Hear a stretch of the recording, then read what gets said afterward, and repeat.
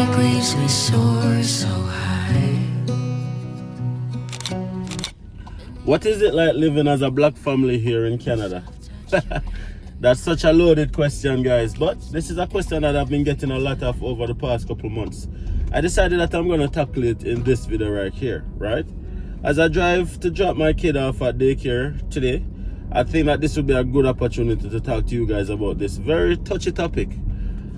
If you guys are new here, I'm a Jamaican who migrated to Canada in 2019. 6 years now I've lived in Canada. And I live in a northwestern Alberta and mid-sized city called Grand Prairie. And Grand Prairie is notoriously known as a redneck city. And if you guys know anything about a redneck city, it means that black people are really considered to be the minority, and it's usually white dominated and so forth, so on. What has my experience been like? I can only talk from my own experience. I cannot talk on behalf of anybody else's experience. So I'm gonna do my best to be as open and as transparent as possible. This video is not designed to cause any form of division, hate, or anything like that. It's really to be informative as possible, which is what we represent on this channel.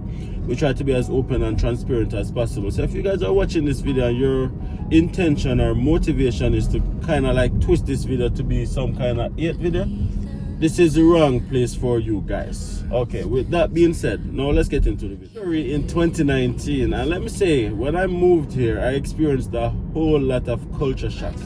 One of the biggest culture shock that I realized that I experienced without even noticing was realizing that I was black. Now, many of you guys watching this might not understand what I mean when I say I realized that I was black when I moved here, but let me try to explain it as best as possible. Coming from Jamaica, where 90% of the population is black, you never had to really think about your race because everything felt seamless. But when you move to a country and now you're the minority, you start seeing those second looks around the corner. You start feeling those microaggressions a lot more. You go into a grocery store, you find that persons are, walking behind you and so forth, so on, and a whole lot of things.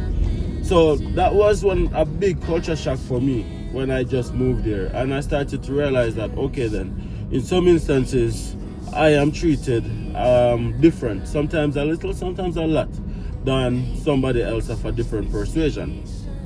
Now that took some getting used to, and to be honest, that kind of like really and truly caused me to feel a little bit angry at first, if I'm being totally honest, like especially when I started my career in the banking sector here. I started as a part-time teller, and there were some customers who would just never come to my wicket, and at the time I didn't understand, or I couldn't match it back to say, okay then it was because of my complexion or my race, not complexion but because of my race. I couldn't match it back to that, but over time I started to realize that it's definitely because of my race, because there are instances where I was the only teller at the time in the bank, like for example somebody else might be on lunch or so forth, so on, and the same set of persons would come in and they'll sit and they'll wait upwards of an hour for somebody else to come just so that they don't have to come to me. And then I was like, yeah, something is really going on here. So that was my first introduction into what I would call discrimination or some form of racism attacks towards myself, right? Now, over the time living here in Canada, I can say that I haven't had many experiences of those kind of like instances, apart from those few experiences. Oh, there's one time when I went to a store and then I tried to get a cart here in Canada, or in some grocery stores here in Canada or in Alberta. You need a coin to get a cart, and I didn't have a coin. And then I asked one of those cart corral persons for a coin to get a cart, and he threw it on the floor. Different story that. I'll do a different video about that. But those are far and few in between incidents. For the vast majority of my time here, I can't sit here honestly and say that I have felt a whole lot of discrimination or racist attacks towards myself. I cannot sit here and say that. No. Are there instances when you feel black? Yeah, absolutely. And one of the things that I notice is that as long as you are not white, you are assumed to be an immigrant. Even though we're an immigrant, but like for example, my daughter is born here in Canada and stuff like that. And then when they get older, I'm sure that persons are gonna think that they're an immigrant. And by an immigrant, I mean moved to Canada and wasn't born here. And if you're watching this and you are a Canadian born of a certain persuasion, not all black persons move to Canada. There are many black persons who are born in Canada as well. So it's not safe to assume that not that every black person was moved here from Africa or from other parts of the world. That's an unfair judgment to make, right? Some black people are born here and they're as much Canadian as you yourself are. Not because they're of a different persuasion mean that they're less Canadian. Canada is a very diverse country. That's just how it is. Just in a small community as Grand Prairie, I've met people from over 75 different countries. Okay, with that being said, I have also come to realize that being a black man and being a black woman is two different experiences. Because my wife, she has identified a lot more microaggression, or I'd say discrimination actions towards her than I can say that I have experienced myself. Like, for example, when she was in college, she did a coursework, and she did everything. I was there helping her, so I know she did everything. And then when she submitted her paper, the teacher responded that she plagiarized. That is plagiarism. In other words, the paper was done so well that she thought that it was not done by her. It was a like it was copy, pretty much. And I was like, hell no. I'm like, you need to email this teacher and let her know, say, or give the proof of where this material was plagiarized from, to give you the proof. And then she did such, and then the teacher ended up apologizing and gave her a fair grade and all of those things. But I've never experienced anything like that when I was in college, and I went to the same college, right? And there are other black women who I've heard who have had similar instances in school where some instructors probably treat them a little bit different and stuff like that, and even the workplace and so forth, so on. So I have come to somewhat the conclusion that probably black men are treated a little bit different or a little bit better, for lack of a better term, than a black woman. And you guys can comment and let me know right down below. And again, I'm only sharing my experiences. And even though these topics are usually topics that people don't like to talk about, I don't know why. Because it is a societal issue. And anything that affects a society should be spoken about, and spoken about openly. And if you are on one side of the fence, you should be able to identify if you have any unconscious bias as well. And vice versa. Black people can say, okay, then we sometimes overanalyze things as well and make everything about race sometimes as well, right? So we can all look into ourselves and say, okay, then how are we contributing to the societal breakdown when it comes down to race and we are living together in love and harmony, right? We can all look into it and see where we fall on the scale. So don't bother just attack this video from a point of it. No, that's not the intention. Now, for our kids, there are some persons here who, it doesn't matter how much education is available, it doesn't matter what exists, there are some persons here who are just gonna be outright racist. But can I sit here and say that that's the majority? Not my experience. My experience is majority of persons who I have met, I don't even remember that I'm black sometimes. And that can be probably to my detriment in the future, I don't know.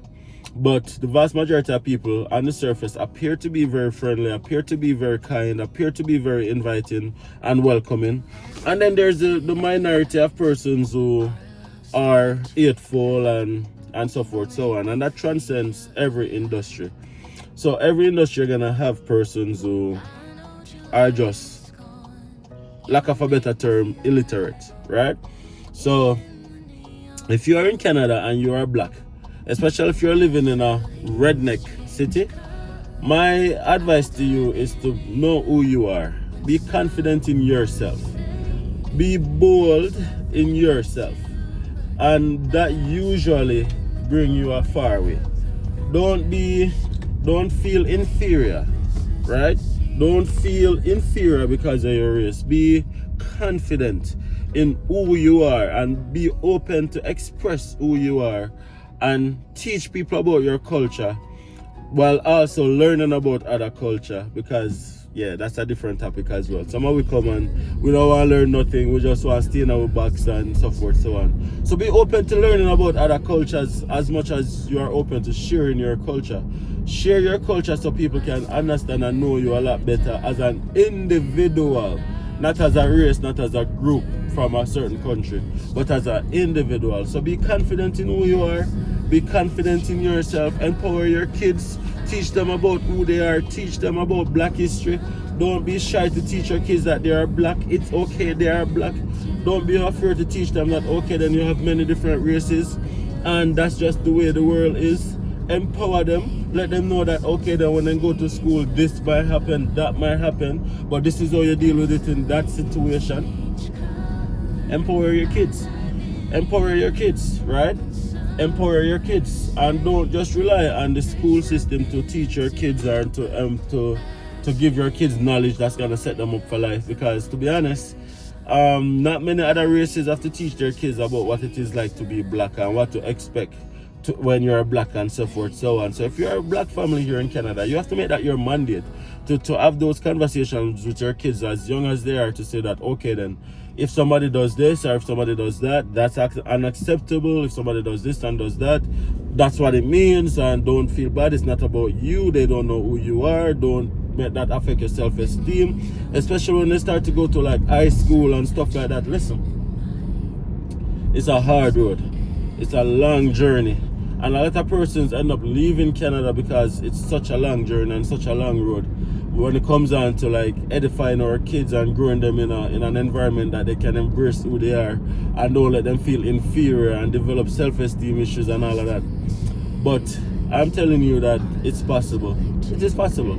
And some cities are a lot more diverse than others, and I get it. The bigger cities are naturally going to be more diverse, so you're going to have less instances of these things that I'm talking about. But I live in a mid-sized city in rural Alberta, so of course it's not going to be as diverse as a Edmonton or Calgary or a Toronto or a Vancouver, where like people are just used to seeing different races and so forth, so on. Here there are places that we go to, and some kids like just staring at us. They're just fascinated with us, like they've never seen a Black person before. That's where we live. Literally. Just the other day for work, I went on a colony, a Mennonite colony. If you guys are educated to know a little bit about Canadian society or North American society, you have many different sub-societies within it. You have the Hutterites, you have the Mennonites, you have many different communities, and these are rural, remote, communal colonies that basically school themselves, live amongst themselves, religious most times, and stuff like that. So I went to a colony for work the other day to do some stuff, and let me tell you guys, like listen, if the ground could open up and swallow me, I would be opened up and swallowed right now, because like the kids were literally just staring at me. And I was there with a colleague of mine, of course from another persuasion, and he was just there going on and not even noticing what's going on. But for me, I'm noticing everything. The kids are just like staring non-stop, because they've never seen a Black person before. And that's possible. That's possible. So you have to know how to adapt and flex and deal with those situations as well. So I'm used to being the minority in the room now. When I started my first bank job, I was the first Black person within the office, as I mentioned. Those were some experiences that I had where persons wouldn't come to me. And then eventually there were, I think, 4 Black persons in the office upon me leaving, or 3 Black persons in the office upon me leaving. So the same thing when I started college here. I was the only one of few Black persons in some of my classes. In many classes, I was the only Black person. So eventually you become used to being the minority in the room. In my office right now, I'm the only Black person in my office, kind of thing. So those things kind of like play on your mind a little bit, like there's not many persons who you can relate with. They try to find common ground and move on. That's just how it is. But anyways, I feel like I'm rambling on a lot, and I won't ramble anymore. So thank you guys for watching this video. And if you're in Canada and you are of a different persuasion, let me know, what has your experience been? Have you experienced a lot of microaggression, racism, discrimination? Is that something you can identify with? or is it something that is blown out of proportion? What has your experience been? Let me know right down below in the comment section. Really interested to hear your take. And if you guys haven't already subscribed to the Anderson's Family YouTube channel, please take a second to hit that subscribe button. It's very important. Smash a like on this video, and of course I'll see you guys in the next one.